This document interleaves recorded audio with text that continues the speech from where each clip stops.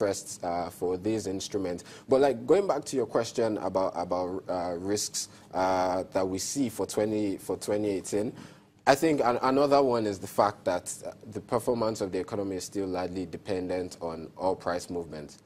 Although now the outlook on oil prices still remains largely positive, if in the event we start to have a downtrend in prices again, then we just might be back to where we were in 2014, although reserves are a lot higher now. We've seen stability in the FX market, but oil still remains the major source of foreign receipts into the economy. So in the event that we have a reduction in that could potentially crystallize into a slowdown in activities in the economy. Okay, let's go across market segmentation. If we go back into equities now, and I'm looking across our financial asset classes, whether I should go straight into equities or I can do a mutual fund or what's called a managed fund, or I should just, which include ETFs, for example, ETP, or just go straight into a fixed income, treasury bills, FGN bond, Naira bond.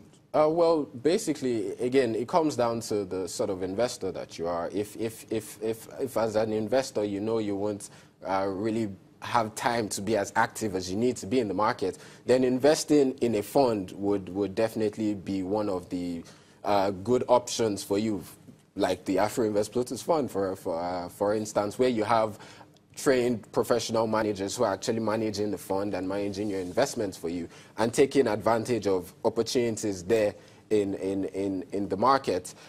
Same, we also have equity funds that investors can subscribe to. And if you look at the performance of these funds in 2017, it was largely positive. And we believe this could potentially be sustained as well in 2018.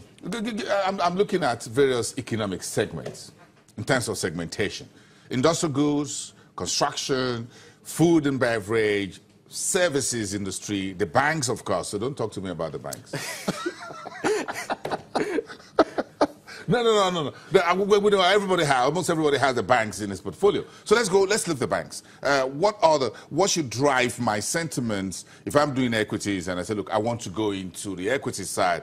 What should be the fundamentals I'm looking for in the broader economy to make my pick? Well, if you decide to leave out the banks from your analysis, which we expect to be the best performers, that's your reading? That's what your research? Yeah, we expect the banks to sustain. I mean, based on the issues that the generally tougher operating environment that we had over the past 2 years, the banks were still able to sustain an impressive performance, especially for the Tier 1 banks. So you have the likes of GT, Zenith, Access, UBA sustaining this during the time. So we expect, now that conditions have improved, we expect the performance to be sustained, and this would be the top pick in the markets in 2018.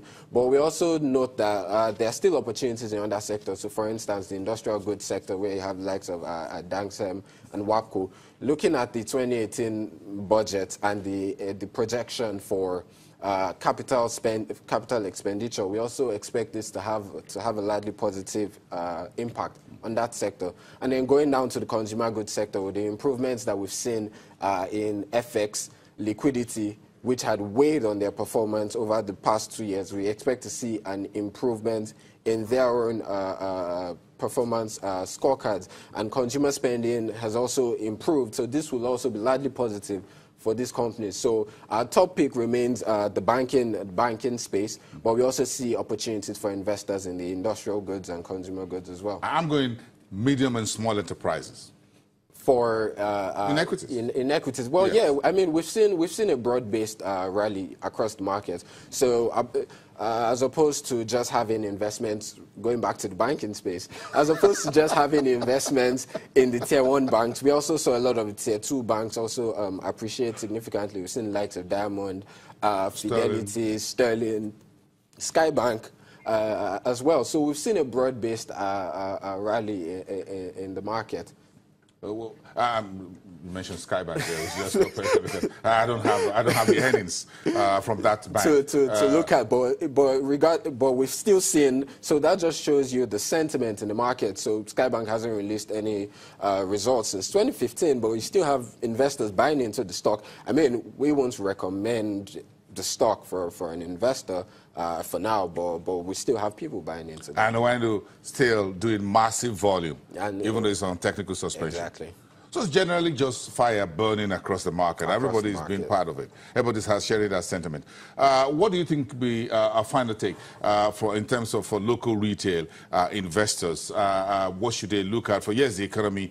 How do you think the earnings for Q4 2017 and full year will be coming through in terms of the numbers and the expected cash, bonus, dividends, and with issues such as a 7-Up, Afelka buying out the Nigerian folks and say, look, we're paying 125 naira per share, and we'll have a nice handshake and say goodbye? Well, I mean, for the 7-Up deal, for investors who already have taken position in the stock, it'll be good for them. I mean, the stock's price was about 70 naira thereabout, and the parent company has come up to say they're buying at this price. So that's significant upside for investors. But going back to the results, based on 9 months results that we've already seen, expectation is slightly positive. And we've seen that reflected in trading activities in the market. That has also been a driver of the bullish sentiment that we've seen. And we're quite optimistic on results for companies in the market, banking, banks, industrial goods, even consumer goods. For oil and gas, sentiment towards the oil and gas stocks has been somewhat mixed in the sense that for the downstream players, so the likes of Total, 11, Double One PLC, sentiment has been somewhat weaker because of the issues that we've been having in the downstream sector, and talks about folks are pricing in those negative feelings pricing those in. But if you look at performance for 2017, the best performing oil and gas stocks were those in the upstream. Space, so Seplat and Owando. I'm watching the numbers, but let's have it here. Let's let you out of here. Thank you, boss. Grab some work to do and see how the numbers come into play, and let us know when that report comes out next week. Yes, Ramosele Azeba, one of the investment analyst team at Afrinvest Nigeria. Let's come back and talk a little bit something about supporting entrepreneurship here in Nigeria, and that goes to the base of the pyramid when you're talking about getting Nigeria moving. Let's see some of things being achieved.